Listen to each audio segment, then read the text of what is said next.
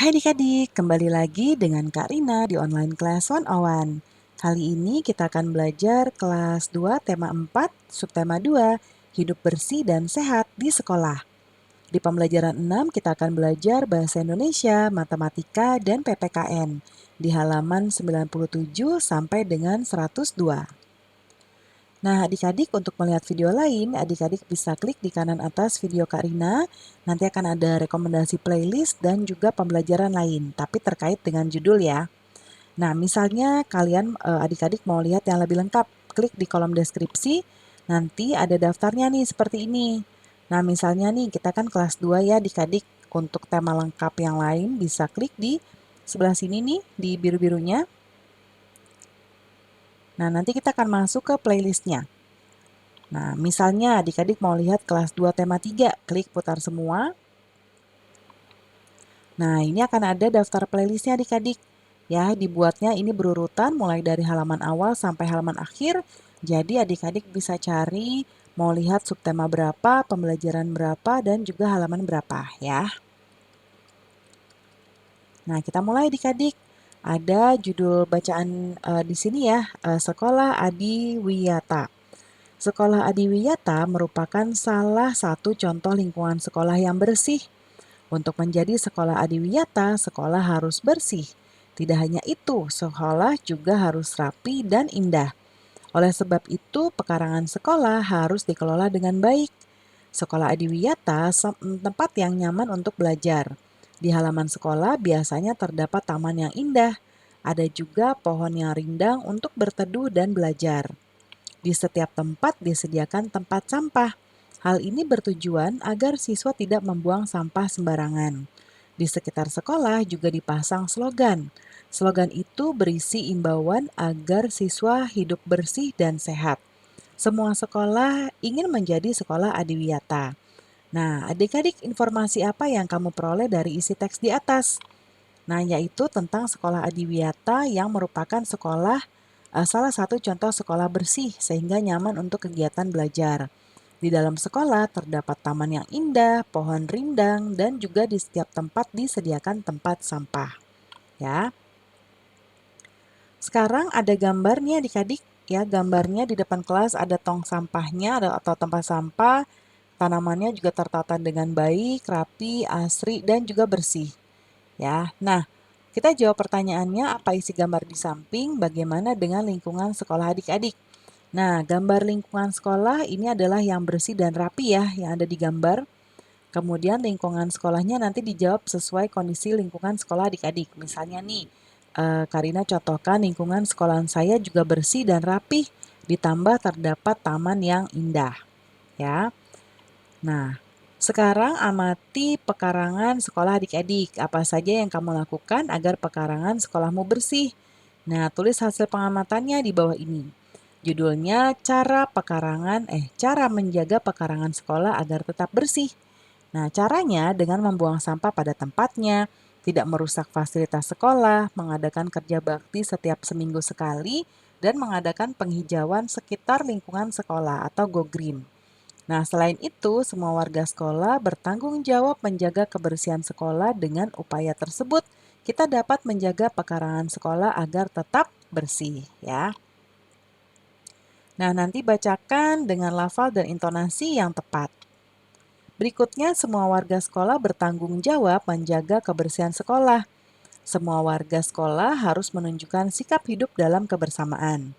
Hidup dalam kebersamaan merupakan wujud dari persatuan ya adik-adik. Nah, hidup dalam kebersamaan juga banyak manfaatnya. Sebaliknya, tidak hidup dalam kebersamaan pun ada akibat buruknya. Sekarang coba diskusikan dengan teman-teman, apakah manfaat hidup dalam kebersamaan di sekolah dan juga apa akibatnya jika tidak hidup kebersamaan di sekolah. Nanti buatnya dalam bentuk seperti ini ya di gambar ini.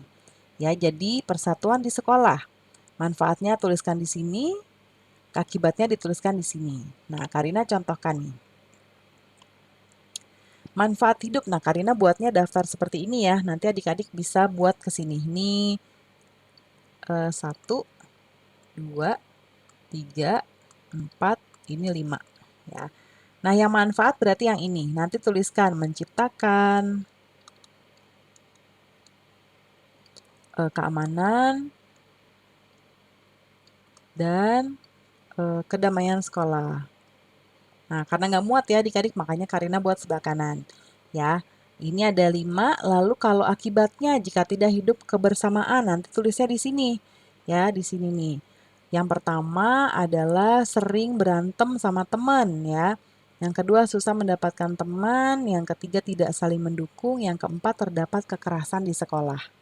Ya, tidak baik ya adik-adik.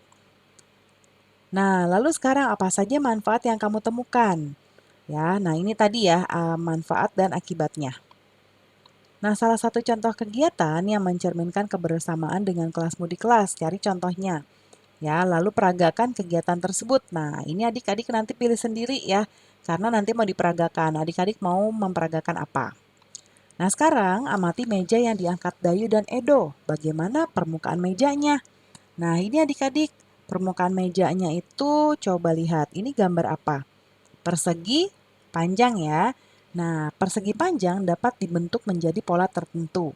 Persegi panjang membentuk pola dengan bangun datar yang lain adik-adik.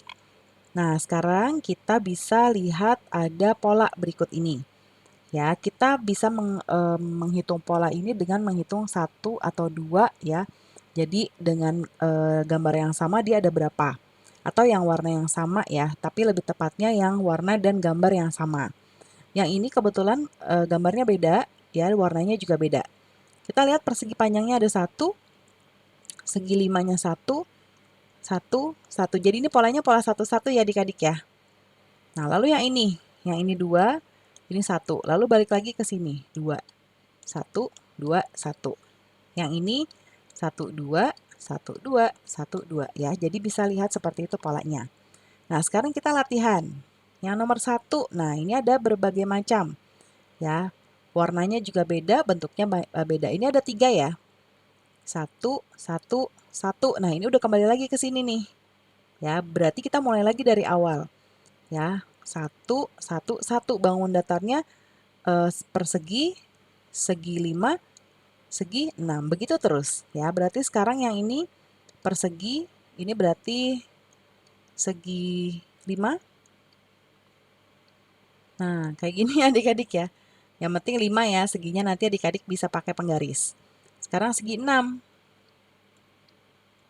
Nah, seperti ini ya. Yang nomor 2. 1, 2, 1. Lalu balik lagi 1. Ini 2, ini 1. Berarti berikutnya apa adik-adik? Ya, berikutnya ini. Segi berapa tadi? Segi 5 ya. Seperti ini. Habis itu apa dong? Ini ya. Tapi kita gambarnya 1 aja karena ini yang diminta 1 atau 2 juga boleh sih. Ini kita gambar dulu ya. Nah, salah nih adik-adik. Kita ini, ini. Satu lagi ya, walaupun titik-titiknya nggak ada biar lengkap. Nah, begini. Sekarang kita lihat ini ada hijau, trapesium ya. Kemudian ini jajaran genjang, kosong, jajaran genjang. Nah, ini bisa 3 nih adik-adik. 1, 3, 1, 3. Berarti ini jajaran genjang juga. Ini juga ya. Terus sekarang 1, 1, 1. Wah, ada 4 nih adik-adik. Ya, dia mulai berulang lagi dari sini. Ini ke sini. Nah, ini berarti isinya persegi. Persegi, terus sekarang yang ini yang kosong segi 5 ya. Yang nomor 5.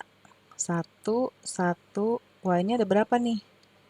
Nah, berarti ada 5 ya polanya. Nih, baru ke sini. Berarti ini ke sini. Nah, ini berarti trapesium yang kosong. Kita gambar. Nah, habis itu ini ya. Segi 6. Nah, habis itu baru ini. Cocok ya? Nah, pembelajaran kita sudah selesai adik-adik. Terima kasih sudah menonton sampai akhir. Mohon dimaafkan apabila ada kesalahan dalam perkataan maupun dalam materi yang diberikan. Sampai jumpa pembelajaran berikutnya. Dadah!